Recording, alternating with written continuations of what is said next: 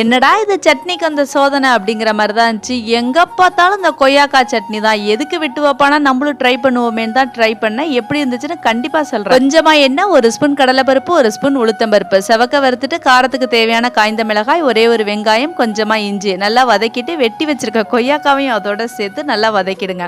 கொஞ்சமா புளி, உப்பு, பெருங்காயத்தூள், கொஞ்சமா கருவேப்பிலை எல்லாத்தையும் நல்லா வதக்கிட்டு ஆறுனோட மிக்ஸி ஜார்ல சேர்த்து நைஸா அரைச்சிருங்க. விதையெல்லாம் இருக்கும், அதனால ஃபர்ஸ்ட் நைஸா அரைச்சிட்டு 2 ஸ்பூன் தேங்காய் பூ போட்டு கொஞ்சம் கொரப்பா அரைச்சி எடுத்துக்கோங்க. ஏற்கனவே இந்த சட்னி பயங்கரமா இருக்கும். தண்ணியெல்லாம் நிறைய ஊற்றி தடுன்னு ஆக்கிடாதீங்க. கொஞ்சம் கெட்டியா திக்காவே இருக்கட்டும்.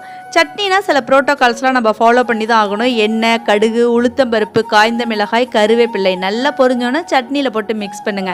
பல்லு இல்லாத தாத்தா, பல்லே முளைக்காத பாப்பா, தாராளமாக இதை ட்ரை பண்ணலாம். மற்றவங்களாம் அந்த கொய்யாக்காவை கொஞ்சம் கடிச்சு சாப்பிடுங்க. நீங்கள் தான் ரொம்ப தைரியமான ஆளாச்ச. முடிஞ்சு அந்த சட்னியை ட்ரை பண்ணி பார்த்துட்டு எப்படி இருந்துச்சுன்னு கமெண்ட்ல சொல்லுங்க. பக்கத்தில் இருக்க லைக்கி தட்டிடுங்க.